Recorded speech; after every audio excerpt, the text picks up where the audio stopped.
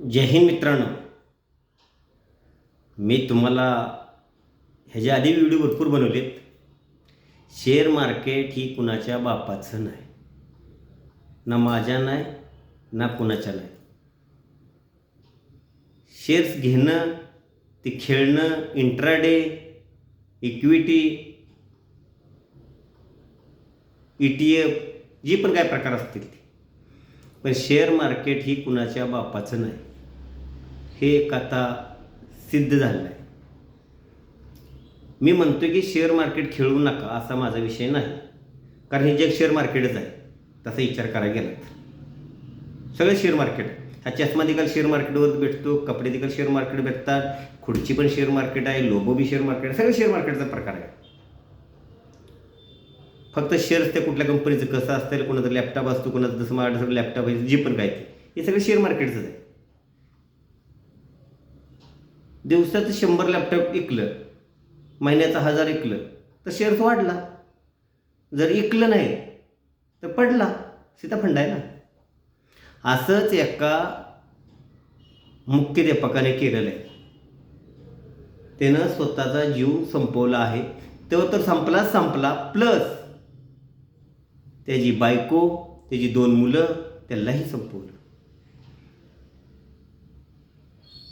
त्याला शेअर मार्केटमध्ये 1,80,00,000 लॉस झाला, म्हणून त्यानं टेन्शनमध्ये येऊन, मुख्याध्यापक आहे बरं का, मुख्याध्यापकाला कमीत कमी पगार असतो 1,00,000 असतो अंदाजे, म्हणजे 80-90 हजारच्या पुढंच, तरी त्यानं संपवलं. इकडून तिकडून घेऊन केलं असेल जे पण काय ते. त्याला वाटलं असेल की मी आता भरून काढीन. तसं निघत नाही.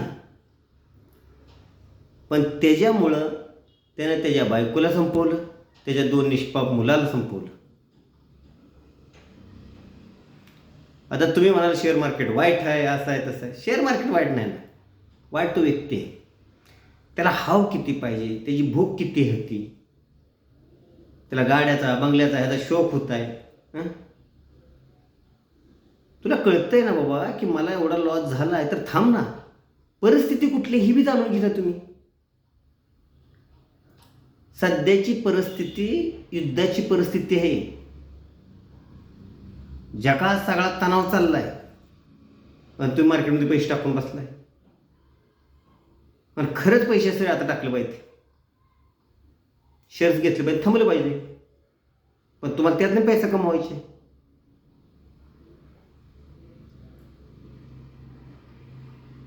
अमेरिकेचं इराणचं युद्ध चाललेलं आहे, युक्रेनचं रशियाचं युद्ध चाललेलं आहे. तेव्हा संपत आले, थोडंसं कमी झालं तर ही चालू आहे ते. आणि तुम्ही शेअर मार्केटमध्ये पैसे लावायला लागलाय. आत्ता सध्या पूर्ण मार्केट डाऊन झाले, पूर्ण जेवढं मार्केट आहे पूर्ण डाऊन झालेलं आहे आता सध्या. पण तुम्हाला पैसे कमवायचे, ते तुम्हाला लागतील फॉर्च्युनर पाहिजे, मोठ्या गाड्या पाहिजे, फ्लॅट आहेत, बंगले लगेच घ्यायचे ते. अरे असं नाही होऊ शकत बाबा.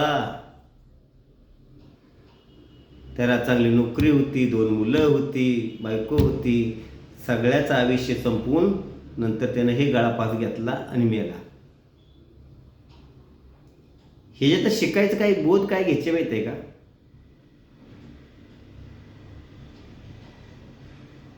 तुमच्या म्हणजे जी लालसा जे आहे ना मनामध्ये, जास्त हाव पैशाची, ही नसली पाहिजे. तुमच्या येणाऱ्या पैशातून जर तुमचं कुटुंब सुखी असेल, 3 टाईमचं व्यवस्थित जेवत असेल, तर भरपूर काय कमवलं. तुम्ही जगातला सगळ्यात श्रीमंत माणूस आहे. तुम्ही मनापासून स्वतःला विचारायचं की मी बाबा आनंदी आहे का, मी आनंदी राहतोय का.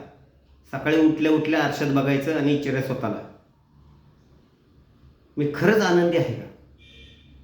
जर तुमचं मन म्हटलं तुम्ही आनंदी आहे, तर तुम्ही जगातला सगळ्यात श्रीमंत माणूस आहे.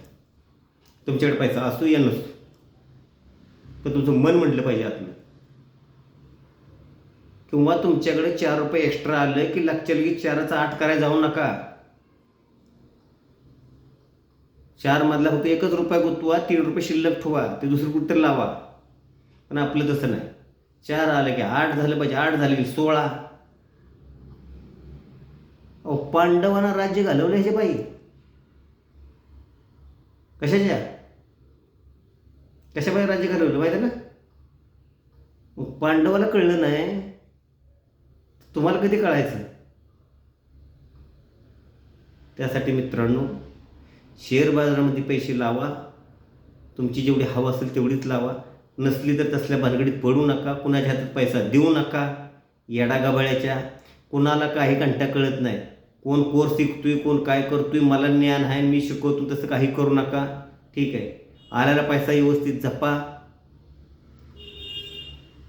लय झालं तर पोस्टात टाका. नाही तुम्हाला काय कळत तरी ठीक आहे. 7 रुपये 7-7% भेटते व्याज ते चालेल. पण एवढा भेटलेला जीव संपवू नका. आणि शेअर मार्केटच्या नादी लागा, पण किती लागा ही तुमची तुम्ही ठरवा.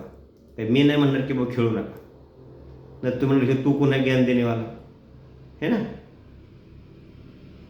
आणि विचार करा की तुमच्या मागं ही तुमची मुलं, तुमची फॅमिली आहे. पण तुम्ही कर्ता पुरुष आहे. तुम्ही गेल्यानंतर त्यांचं काय होईल. किंवा असं नाही की सगळ्यालाच घेऊन चाला.